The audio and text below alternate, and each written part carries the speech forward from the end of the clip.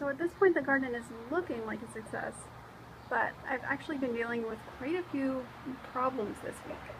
So I thought that this week I would talk about some of the challenges that I'm trying to overcome and what I'm doing to address them. So in this container, which is sort of in quarantine, I've got an aphid infestation, unfortunately. So these are some radishes that I'm letting bolt and develop their seed pods so that I can eat the seed pods. And I noticed a few days ago when they started developing these flowers, that around the flowers there are these clusters of like reddish brown insects, and then I looked them up and I think that they're aphids. So if I can show you over here, I don't know if you'll be able to see, but there's a couple sort of in the center of this cluster. And what I've been doing is just kind of going in and picking them out. I won't be able to do it here with one hand on camera, but going through it and sort of picking them out, going on the underside of each leaf and looking for them, and just squishing them when I see it. So this is a pretty laborious thing to do, and it's not the funnest thing in the world to be squishing little insects with your fingers. I've tried spraying it with some Dr. Bronner's salsa mixed with water, but it doesn't really seem to be doing that much, so I've been coming out 2 times a day and squishing all the aphids that I'm able to see. Unfortunately, they really like clustering in the little bloom areas here, so it's really hard to get them out. And I first noticed them a few days ago, so they've still, every time that I come out there's some new ones, so I'm not sure if there's something else I should be trying. I've heard that neem oil can work well, but I don't have any neem oil on hand, so I'm just for now relying on manual squishing plus the salsas. But hopefully it at least won't spread to any other plants.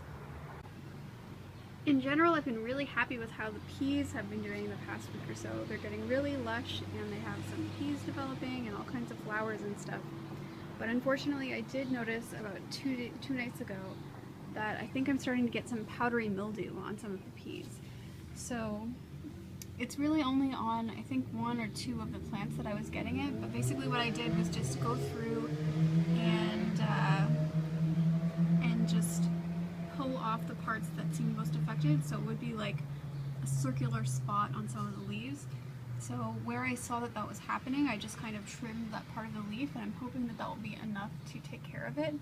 I've heard, and I'm not sure if this is true, that powdery mildew tends to be specific to specific kinds of plants. So if you get powdery mildew on peas like I have here, it won't necessarily spread to a different kind of crop. It'll be specific to peas. So yeah, I'm hoping that at a minimum that it won't be spreading to all the other things I have in the garden. If it affects the peas, it's not the end of the world, because the peas are only a small amount of the things that I'm growing, and I have lots of peas that are already in development, so I should be able to manage it. I may try spraying it with a mix of water and baking soda, or water mixed with milk. I've heard that both of those work well. So if I start noticing that there's more powdery mildew spots reappearing, I probably will try spraying with one or both of those. I'm also engaged in long-standing warfare against some fungus gnats that have overtaken a bunch of different plants in the garden. And I don't know if you'll be able to see, but if I shake this container, usually some of them come out. I think you just saw one.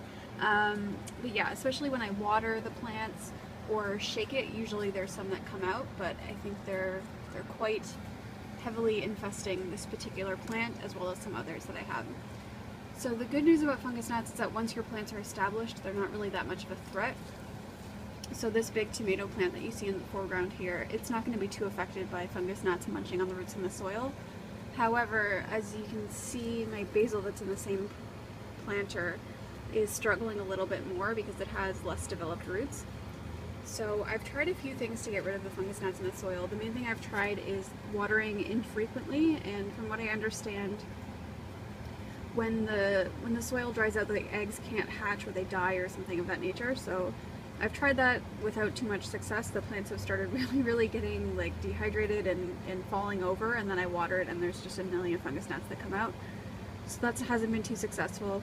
I've also tried spraying the soil with a mixture of water and rubbing alcohol, and doesn't seem to have done very much.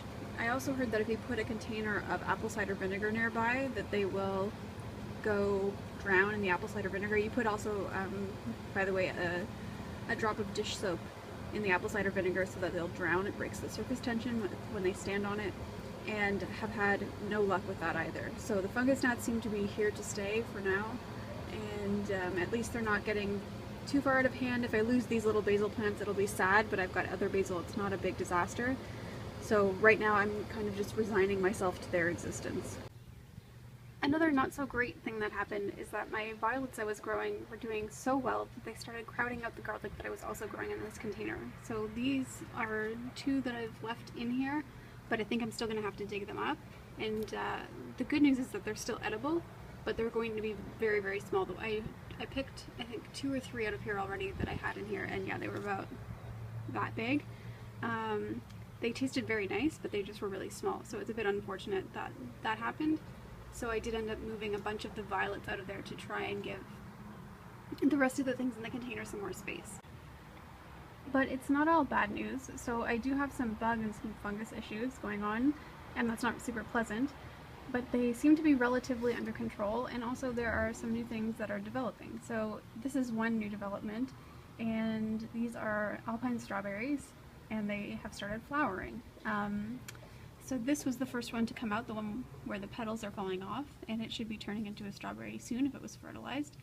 And then a few of its friends came out about a day or 2 later.